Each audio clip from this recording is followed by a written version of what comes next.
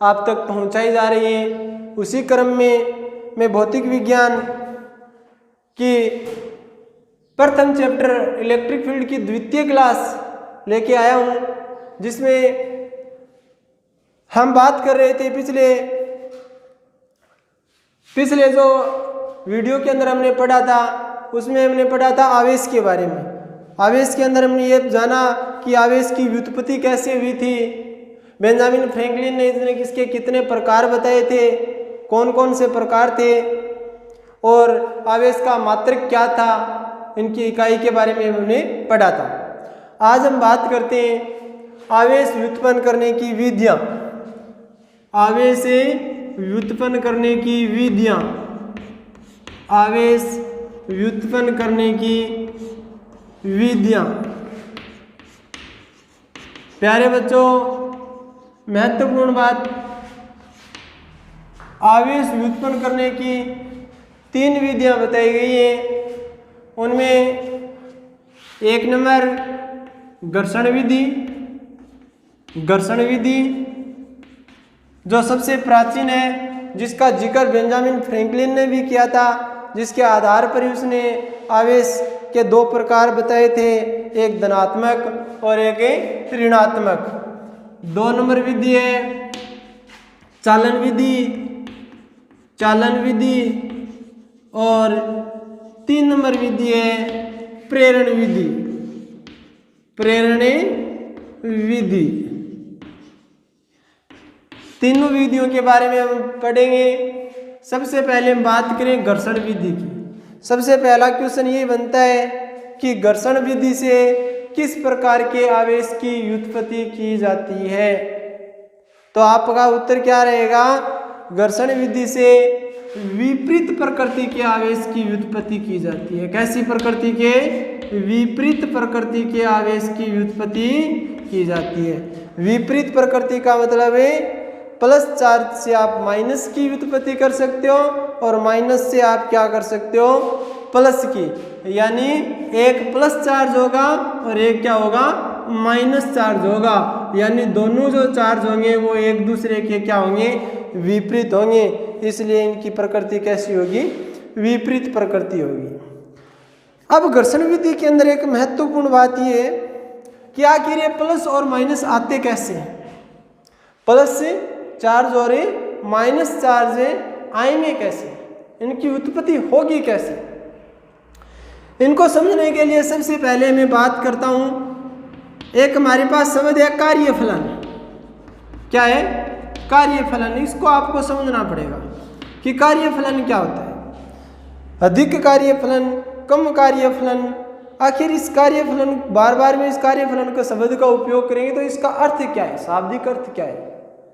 तो कार्यफलन का मतलब बच्चों ये है, हम सब ये जानते हैं कि जैसे मैंने एक मेटल ले ली और इसके अंदर क्या है? इलेक्ट्रॉन्स भरे हुए हैं। बहुत ज़्यादा संख्या के अंदर इसके अंदर क्या भरे होते हैं? इलेक्ट्रॉन से भरे होते हैं। इलेक्ट्रॉन्स भरे होते हैं।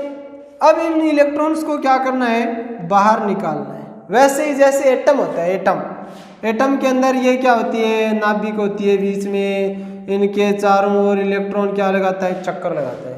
और हम अच्छी तरह जानते हैं कि ये इलेक्ट्रॉन इस नाभिक के साथ बंधा हुआ होता है। क्या होता है? बंधा हुआ होता है। नाभिकीय बंधन ऊर्जा से ये क्या होता है? बंधा हुआ होता है। यानी नाभिकीय बंधन ऊर्जा, या हम ऐसे बोले कि नाभिक पॉजिटिव है, इस इलेक्ट्रॉन को अपनी ओर आकर्षित करती रहती है, अपने बंधन में बांधे रखती है। तो यदि इस इलेक्ट्रॉन को इसके बंधन से मुक्त कराना है तो हमें बाहर से ऊर्जा देनी पड़ेगी। और बाहर से जब ऊर्जा देंगे, इतनी ऊर्जा दे दें कि उस ऊर्जा का मान इस नाभिक द्वारा जो इस पर आरोपित ऊर्जा है उससे क्या हो जाए? ज़्यादा हो जाए। तो ये इलेक्ट्रॉन क्या निकल जाएगा? इसके बंधन से बाहर निकल जाएगा और मुक्त हो जाएगा। वैसे ही जैसे ये इलेक्ट्रॉन, यहाँ पे ये इलेक्ट्रॉन है, इनमें से किसी एक इलेक्ट्रॉन को बाहर निकालना है। सपोज करो मैंने माना कि इस एक इलेक्ट्रॉन को बाहर निकालने के लिए मेरे को 10 इलेक्ट्रॉन वोल्ट की एनर्जी चाहिए। कितनी चाहिए? 10 इलेक्ट्रॉन वोल्ट की एनर्जी चाहिए। मैं इसको एनर्जी देता हूँ 9.8 इलेक्ट्रॉन वोल्ट की, क्या इलेक्ट्रॉन बाहर निकलेगा? नहीं निकलेगा। तो कम से कम यदि मैं इस इलेक्ट्रॉन को 10 इलेक्ट्रॉन वोल्ट की एनर्जी देता हूं तो ये इलेक्ट्रॉन अपना स्थान छोड़कर इस बंधन से मुक्त होकर क्या निकल जाएगा? बाहर निकल जाएगा। तो ये 10 इलेक्ट्रॉन वोल्ट की जो एनर्जी है, ये एनर्जी इसके लिए क्या है? कार्यफलन है। यानी कार्यफलन का मतलब ये हुआ किसी भी धात्विक सतह से इलेक्ट्रॉन को बाहर निकालने के लिए आवश्यक न्यूनतम ऊर्जा, कौन सी ऊर्जा? न्यूनतम ऊर्जा।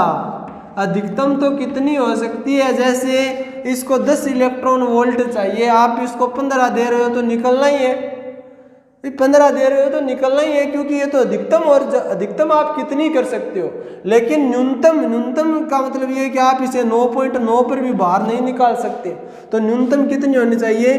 10 इलेक्ट्रॉन वोल्ट। यानी कार्यफलन का शाब्दिक अर्थ ये हुआ किसी भी धात्विक सतह से इलेक्ट्रॉन को बाहर निकालने के लिए आवश्यक न्यूनतम ऊर्जा कार्यफलन कहलाता है।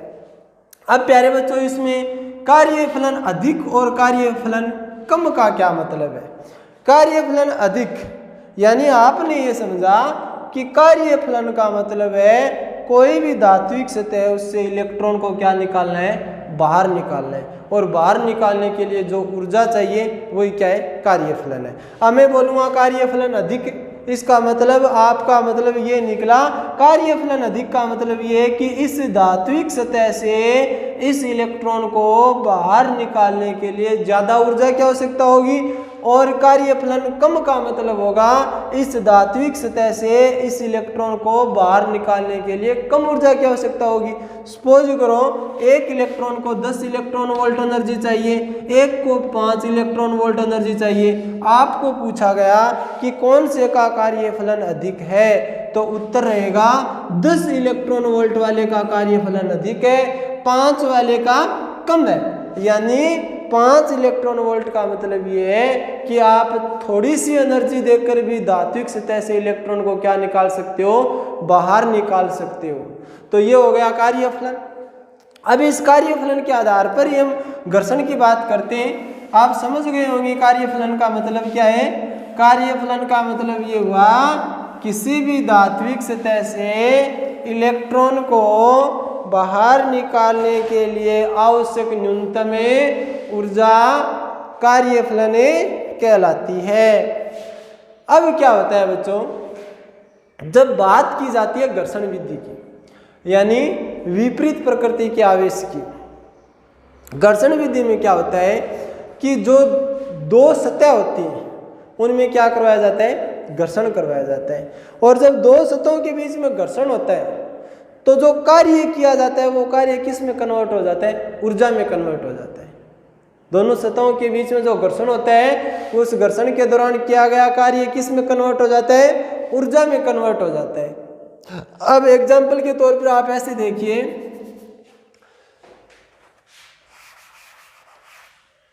जैसे मेरे पास है ये एक रेशम है, रेशम की पट्टी है, और यहाँ पे मेरे पास एक कांच की पट्टी का है, ये कांच की पट्टी का है, कांच की पट्टी का, ये है कांच की पट्टी का, कांच की पट्टी का। इससे आप समझिए ये है रेशम। अब इस रेशम के पास में भी इलेक्ट्रॉन है, इसके पास भी इलेक्ट्रॉन्स हैं, और इस कांच की पट्टिका के पास भी इलेक्ट्रॉन्स हैं। दोनों इलेक्ट्रॉन्स अपनी अपनी जगह हैं। जैसे परमाणु के पास होते हैं वैसे इसके पास है। अभी कोई इलेक्ट्रॉन मूवमेंट नहीं कर रहा है। अब हमें करना क्या है? घर्षण करवाना है। घर्षण करवाने का मतलब ये हुआ कि इस कांच की पट्टिका को इस रेशम के ऊपर ऐसे घर्षण करवाइए आप। घर्षण करवाने पर इस प्रकार से आप कांच की पट्टिका को ऊपर इसके घर्षण करवाओगे तो जो कार्य किया जा रहा है वो कार्य किस में कन्वर्ट हो जाएगा? ऊर्जा में कन्वर्ट हो जाएगा। अब ऊर्जा दोनों सतहों के बीच में है, तो दोनों सतहों के बीच में है, तो अब हमें ये तय करना है कि अभी इस पर ना तो कोई प्लस है ना कोई माइनस है। अब होगा क्या? एक कांच की पट्टिका एक रेशम है, ऊर्जा मिल गई दोनों को। अब ये देखना है कि किसको ऊर्जा ज़्यादा चाहिए और किसको ऊर्जा कम चाहिए। मैं ऐसे मानूं कि ये जो इलेक्ट्रॉन है ये इस कांच की पट्टिका से निकल कर रेशम में प्रवेश कर जाता है। कहाँ गया? कांच की पट्टिका से निकल कर रेशम में प्रवेश कर गया। जहाँ से इलेक्ट्रॉन निकलता है वहाँ पे क्या आ जाता है? प्लस। और जहाँ इलेक्ट्रॉन प्रवेश करता है वहाँ पे क्या आ जाता है? माइनस। यही तो मैंने बोला था, घर्षण विधि में विपरीत प्रकृति के आवेश, एक पॉजिटिव चार्ज और एक नेगेटिव चार्ज प्राप्त होता है। अब आपका क्वेश्चन ये रहता है कि यहाँ पर प्लस क्यों आया, यहाँ पर भी तो आ सकता था, और यहाँ पे माइनस क्यों आया, ये माइनस यहाँ पर भी तो आ सकता था। इस प्रश्न का उत्तर बच्चों ये रहेगा कि इलेक्ट्रॉन निकला कहाँ से है? इलेक्ट्रॉन कांच की पट्टिका से निकला है और किस में प्रवेश किया है? रेशम में प्रवेश किया है। जिसमें प्रवेश करता है वहाँ पे इलेक्ट्रॉन के मान में क्या हो जाती है? वृद्धि हो जाती है, वो ऋणात्मक होता है, और जिससे निकलता है वो धनात्मक होता है। लेकिन ये इस प्रश्न का उत्तर नहीं है। इसका वास्तविक उत्तर ये रहेगा कि मैंने अभी आपके सामने चर्चा की थी कार्यफलन की, कि इलेक्ट्रॉन निकलता है वो पॉजिटिव होता है, लेकिन निकला कांच की पट्टिका से ही कैसे? ये रेशम से क्यों नहीं निकला? इसका कारण ये था कि जब दोनों को घर्षण करवाया गया, दोनों को क्या करवाया गया? घर्षण करवाया गया, तो जो कांच की पट्टिका में इलेक्ट्रॉन था उसको बाहर निकलने के लिए मान लो, एक बार में मान लेता हूँ 2 इलेक्ट्रॉन वोल्ट एनर्जी चाहिए, और रेशम के अंदर जो इलेक्ट्रॉन था इसको बाहर निकलने के लिए 5 इलेक्ट्रॉन वोल्ट एनर्जी चाहिए। अब आप खुद ही तय कर सकते हो कि कौन सा जल्दी निकलेगा। जिसकी का कार्यफलन कम होगा वो जल्दी बाहर निकलेगा, और जिसका कार्यफलन ज़्यादा होगा वो देरी से बाहर निकलेगा। तो इसका मतलब ये हुआ कि इलेक्ट्रॉन जो कांच की पट्टिका में थे उनको जैसे एनर्जी मिली वो इलेक्ट्रॉन अपना स्थान छोड़कर किस में प्रवेश कर गए? रेशम में प्रवेश कर गए, क्योंकि रेशम की बजाय कांच की पट्टिका का कार्यफलन कम था। कार्यफलन कम होने का मतलब है उस कांच की पट्टिका से इलेक्ट्रॉन को बाहर निकलने के लिए कम ऊर्जा की आवश्यकता थी, और इस रेशम से बाहर निकलने के लिए ज़्यादा ऊर्जा की आवश्यकता थी। इसलिए यहाँ से निकला और यहाँ प्रवेश कर गया, और जहाँ से निकला वहाँ पॉजिटिव और जहाँ प्रवेश किया वहाँ नेगेटिव, यानी घर्षण के कारण विपरीत प्रकृति के आवेश, एक प्लस आवेश और एक माइनस आवेश की प्राप्ति हुई। इस प्रकार से हम कह सकते हैं कि जो घर्षण विधि है उसमें विपरीत प्रकृति के आवेशों को व्युत्पन्न किया जा सकता है, और उसका आधार क्या रहेगा? कार्यफलन रहेगा। कार्यफलन। यहाँ से महत्वपूर्ण 2 एग्जाम्पल है। एक तो ये है कि अधिक कार्यफलन, अधिक कार्यफलन, और एक है न्यूनतम कार्यफलन, न्यूनतम कार्यफलन। अब हमें इन शब्दों के फेर में नहीं उलझना है, यह दिमाग में सेट हो जाना चाहिए कि अधिक कार्यफलन का मतलब है इलेक्ट्रॉन को बाहर निकालने के लिए ज़्यादा ऊर्जा चाहिए। तो अधिक कार्यफलन वाले कभी भी इलेक्ट्रॉन निकलेंगे नहीं, ये सिर्फ और सिर्फ क्या करेंगे? इलेक्ट्रॉन को ग्रहण करेंगे। न्यूनतम कार्यफलन का मतलब है इलेक्ट्रॉन को बाहर निकालने के लिए न्यूनतम ऊर्जा चाहिए, तो ये इलेक्ट्रॉन स्थान छोड़ेंगे। इनका मतलब ये हुआ अधिक कार्यफलन वाले सदैव ही क्या होते हैं? ऋणात्मक होते हैं। क्या होते हैं? ऋणात्मक होते हैं। और न्यूनतम कार्यफलन वाले क्या होते हैं? धनात्मक होते हैं। क्या होते हैं? धनात्मक। जैसे एग्जाम्पल के तौर पर कांच की पट्टिका या कांच की छड़, कांच की छड़ को रेशम के कपड़े से रगड़ा जाए, कांच की छड़ को रेशम के कपड़े से, कांच की छड़ क्या होगी? धनात्मक, और रेशम का कपड़ा क्या होगा? ऋणात्मक। रेशम का कपड़ा ऋणात्मक। वैसे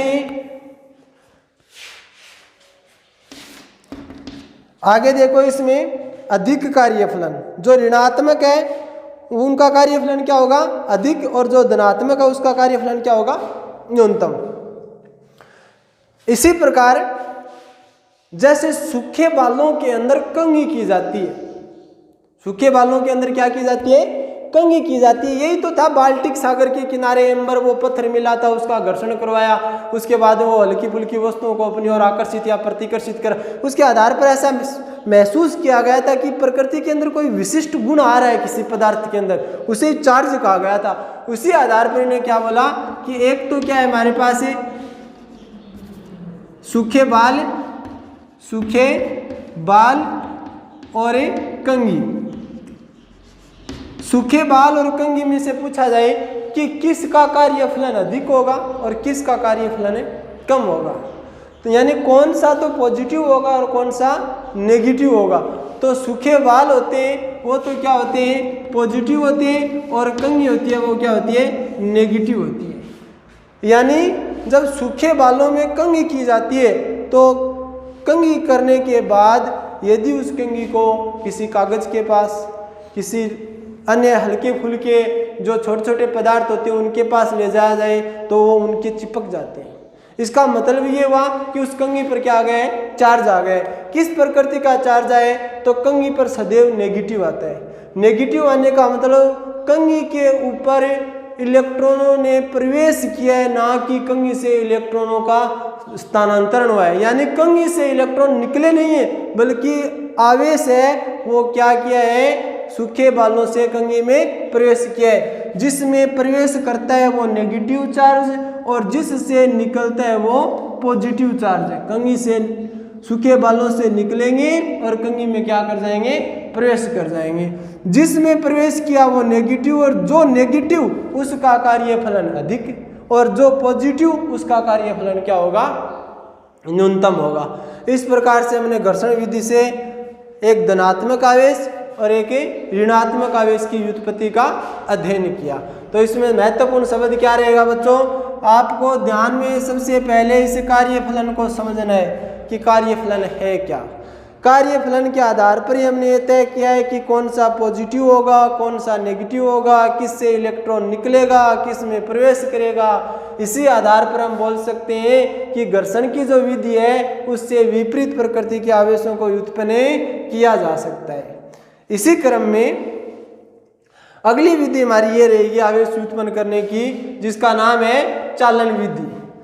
चालन विधि है, चालन विधि के अंदर समान प्रकृति के आवेशों को व्युत्पन्न किया जाता है। कैसी प्रकृति के, सरल सी विधि है, छोटी सी विधि है ये, समान प्रकृति के। समान प्रकृति का मतलब ये हुआ या तो प्लस या माइनस, या तो प्लस या माइनस, या तो हम इससे धनात्मक आवेशों का व्युत्पन्न कर सकते हैं या ऋणात्मक आवेशों को व्युत्पन्न कर सकते हैं। कैसे करेंगे बच्चों, मैं एक धात्विक गोला एक कुचालक स्टैंड पर रखता हूं। एक धात्विक गोला कुचालक स्टैंड पर रखता हूं। कुचालक स्टैंड पर रखना जरूरी है, वरना जो चार्ज दिया जाएगा वो भूमिगत हो जाएगा। ये कुचालक स्टैंड है। इस कुचालक स्टैंड पर एक धात्विक गोला रखा है मैंने। कुचालक स्टैंड ये गोला है। अब एक धनात्मक आवेश युक्त कांच की पट्टिका इसके पास लेकर आता हूं। धनात्मक आवेश युक्त कांच की पट्टिका यानी धनावेशित कांच की पट्टिका, धनावेशित कांच की पट्टिका जिस पर धनावेश है। मान लो इस कांच की पट्टिका का विभव VA है और इसका विभव VB है। विभव या चार्ज समझने के लिए मैं एक बार में मानता हूं कि इसके ऊपर जो चार्ज है वो 50 कूलम है। कितना है, प्लस का 50 कूलम। अब करना क्या है, इस कांच की पट्टिका के ऊपर 50 कूलम चार्ज है। ये हमारे पास धात्विक गोला है, कुचालक स्टैंड पे रखा हुआ है। आपको कुछ नहीं करना, ये जो कांच की पट्टिका है इसको इसके टच करवा दीजिए। वैसे ही जैसे करंट लगता है तो आप क्या करते हो, वायर को क्या करते, किसी धात्विक प्लेट से टच करवा दो, पूरे के अंदर क्या हो जाता है, करंट फ्लो हो जाती है। वैसे इसके अंदर इस कांच की पट्टिका को इस धात्विक गोले के आप संपर्क में लाइए। संपर्क में लाते ही क्या हो जाएगा, इसके जो चार्ज है वो इस गोले पर स्थानांतरित हो जाएंगे, धीरे धीरे स्थानांतरित होने शुरू हो जाएंगे और इस गोले पर भी क्या आ जाएगा, प्लस चार्ज आ जाएगा। लेकिन कभी ऐसे नहीं होता है कि यहां पर 50 कूलाम चार्ज थे और 50 के 50 गोले बी पर चले गए और यहां पर 0 हो गया। ध्यान रखना है कि इसके चार्ज तब तक गोले बी पर स्थानांतरित होते रहेंगे जब तक दोनों का विभव समान नहीं हो जाए, यानी VA बराबर VB की स्थिति ना बन जाए। कहने का मतलब विभव बराबर कब होगा कि यहाँ पर 50 कूलाम आवेश था, किसके पास है, इस धनावेशित कांच की पट्टिका के पास। ये तब तक ही स्थानांतरित होगा जब तक इस पर 25 कूलाम नहीं आ जाए। इस पर 25 कूलाम तक ही इसके आवेश स्थानांतरित होंगे। जैसे ही 25 कूलाम इस पर आ गया, इसके पास पीछे बचेगा 25 कूलाम। 25 कितना हो गया, टोटल 50, यानी VA धनावेशित कांच की पट्टिका का विभव, B धनावेशित जो गोला है इसका विभव, इन दोनों का विभव क्या हो जाएगा, बराबर हो जाएगा। यानी यहाँ पर भी 25 कूलाम और यहाँ पर भी कितना कूलाम है, 25 कूलाम। जब दोनों का विभव बराबर हो जाएगा तब तक ही आवेश का क्या होगा, स्थानांतरण होगा। तो मतलब क्या निकला, समान प्रकृति का। समान प्रकृति का मतलब ये निकला कि इसके पास भी प्लस था, लेकिन जो हमारे पास गोला था वो तो निरावेशित था। शुरुआत में इस गोले बी के पास कोई चार्ज नहीं था, लेकिन मैंने जैसे इस गोले बी के टच करवाई धनावेशित कांच की पट्टिका, तो ये आवेश है वो धीरे धीरे इसे अनावेशित गोले पर स्थानांतरित होने शुरू हो गए। और कुछ समय पश्चात देखा तो ये गोला भी क्या था, धनावेशित था। तो ये कांच की पट्टिका भी धनावेशित, गोला भी धनावेशित। तो मैं ऐसे बोल सकता हूं कि किस प्रकार की प्रकृति, समान प्रकृति के आवेश हमें प्राप्त होते हैं। और ध्यान रखने वाली बात ये होती है कि इन आवेशों का स्थानांतरण तब तक होता रहता है जब तक दोनों का विभव क्या न हो जाए, समान न हो जाए। कभी भी ऐसी स्थिति नहीं बन सकती कि यहाँ पे 50 कूलाम है और इसके पास में 30 कूलाम चार्ज चले गए।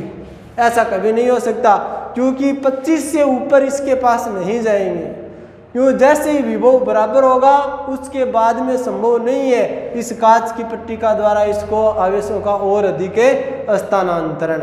तो इस विधि द्वारा परीक्षा में आ जाए कि समान प्रकृति के आवेश उत्पन्न करने की विधि का नाम लिखिए, तो आपका उत्तर क्या रहेगा, चालन विधि रहेगा। और विपरीत प्रकृति के आवेश उत्पन्न करने की विधि के नाम लिखिए, तबे आपका रहेगा घर्षण विधि। और 3 नंबर विधि जो प्रेरण विधि है, इसमें भी क्या होता है, विपरीत प्रकृति के आवेश की व्युत्पत्ति की जाती है। अब हम अध्ययन करेंगे 3 नंबर विधि का। 1 नंबर हमारी घर्षण हो गई, 2 नंबर चालन विधि हो गई। अब देखते हैं 3 नंबर है प्रेरण विधि। प्रेरण का मतलब है प्रेरित हो जाना, अच्छे विचारों से प्रेरित हो जाना, बुरे विचारों से प्रेरित हो जाना। प्रेरित तो हो ही जाता है। वैसे इस प्रेरण विधि का भी यहाँ पर यही मतलब है कि प्लस के कारण आपको माइनस मिलेगा और माइनस के कारण आपको क्या मिलेगा, प्लस मिलेगा। कैसे मिलेगा बच्चों, जैसे हमने चालन विधि पढ़ी थी वैसे ही क्या है, सेम प्रक्रिया प्रेरण विधि के अंदर है, लेकिन इसकी प्रकृति क्या रहेगी, विपरीत प्रकृति रहेगी। कैसी प्रकृति, विपरीत प्रकृति के चार्ज उत्पन्न किए जाते हैं। और इसमें क्या किया जाता है, इसमें तो इस धनावेशित कांच की पट्टिका को टच किया जाता है, यानी संपर्क में लाया जाता है, और इसके अंदर इसको संपर्क में नहीं लाया जाता। जैसे मेरे पास है ये एक अनावेशित धात्विक गोला है जो कुचालक स्टैंड पे रखा हुआ है। किस पे रखा हुआ है, कुचालक स्टैंड पे। और इस कुचालक स्टैंड पर रखे हुए अनावेशित गोले के पास मैं एक धनावेशित कांच की पट्टिका को लेकर जाता हूँ। धनावेशित कांच की पट्टिका, धनावेशित कांच की पट्टिका। अब ध्यान रखना है, जैसे इसमें इसको संपर्क में लाया था मैं, ए जो पट्टिका थी इसको बी गोले के संपर्क में टच करवाया था तो आवेशों का स्थानांतरण हो गया, लेकिन इसको टच नहीं करवाना है, इनको संपर्क में नहीं लाना है, इसको सिर्फ पास में लाना है। इसके जब इसको पास लाया जाता है तो इस प्लस आवेश के कारण प्रेरण होने के कारण इस गोले के इस साइड पर क्या आ जाता है, माइनस आवेश आ जाता है। यानी इस प्लस के कारण इस वाले भाग पर क्या आ गया, माइनस आवेश आ गया, तो ये क्या हो गया, चार्ज प्रेरित हो गया। और किस प्रकार की प्रकृति का, विपरीत प्रकृति का आवेश क्या हो जाता है, प्रेरित हो जाता है। इसे क्या बोला जाता है, प्रेरण विद्युत बोला जाता है। तो आपके पास आवेश उत्पन्न करने की कितनी विधियां, एक नंबर घर्षण विधि, किस प्रकार की प्रकृति, विपरीत प्रकृति के आवेश। 2 नंबर चालन विधि, किस प्रकार, समान प्रकृति के आवेश। और 3 नंबर प्रेरण विधि, इसमें भी किस प्रकार के विपरीत प्रकृति के आवेश उत्पन्न किए जाते हैं। अब जो घर्षण विधि है इसमें हमने देखा कि कार्यफलन क्या है। कार्यफलन इसके अंदर हमने पढ़ा था कि कार्यफलन का मतलब एक ऊर्जा है, और ऊर्जा का तात्पर्य है कि जब दो धातुक सतहों को घर्षण करवाया जाता है तो उनका जो किया गया कार्य है वो ऊर्जा में कन्वर्ट हो जाता है। और ऊर्जा का मान यदि ज़्यादा होगा तो इलेक्ट्रॉन नहीं निकल पाएगा, और यदि ऊर्जा कम चाहिए तो इलेक्ट्रॉन आसानी से निकल पाएगा। अर्थात किसी भी धात्विक सतह से इलेक्ट्रॉन को बाहर निकालने के लिए आवश्यक ऊर्जा क्या कहलाती है, कार्यफलन कहलाता है। अधिक कार्यफलन और न्यूनतम कार्यफलन से तात्पर्य ये था कि जिस धात्विक सतह का कार्यफलन अधिक होगा वो ऋणात्मक होगी, यानी उसमें इलेक्ट्रॉन प्रवेश करेंगे ना कि इलेक्ट्रॉन निकलेंगे। जैसे रेशम का कपड़ा, रेशम के कपड़े में क्या करते हैं, इलेक्ट्रॉन कांच की सड़ से निकल कर प्रवेश करते हैं। और न्यूनतम कार्यफलन का मतलब ये होगा कि वहाँ से इलेक्ट्रॉन निकलेंगे, जैसे इसे धनात्मक बोला जाता है, कांच की छड़। इसी संदर्भ में चालन विधि में हमने ये देख लिया कि समान प्रकृति का आवेश मिलेगा और एक गोला होगा, और तब तक आवेश का स्थानांतरण होता रहेगा जब तक दोनों का विभव क्या न हो जाए, समान न हो जाए। और 3 नंबर प्रेरण विधि में, इसमें भी विपरीत प्रकृति का आवेश, लेकिन इसमें और चालन में ध्यान ये रखना है, इसमें आपको संपर्क करवाना है, इसमें संपर्क में नहीं लाना है धनावेशित कांच की पट्टिका को।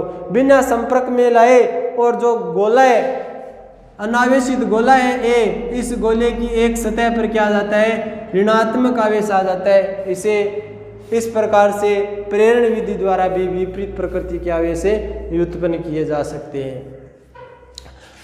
इसी क्रम में हम अगले वीडियो के अंदर जब भी पढ़ेंगे तब हम बात करेंगे इसके अंदर कि आवेश व्युत्पन्न करने की जो विधियां पढ़ी हैं, इनके जस्ट बाद में हमारा अगला टॉपिक ये रहेगा कि आवेश व्युत्पन्न तो कर लिया, लेकिन इस आवेश के गुण कौन कौन से हैं, इनके 4 महत्वपूर्ण गुण हैं, उनका हम विस्तृत अध्ययन अगले वीडियो के अंदर करेंगे। धन्यवाद।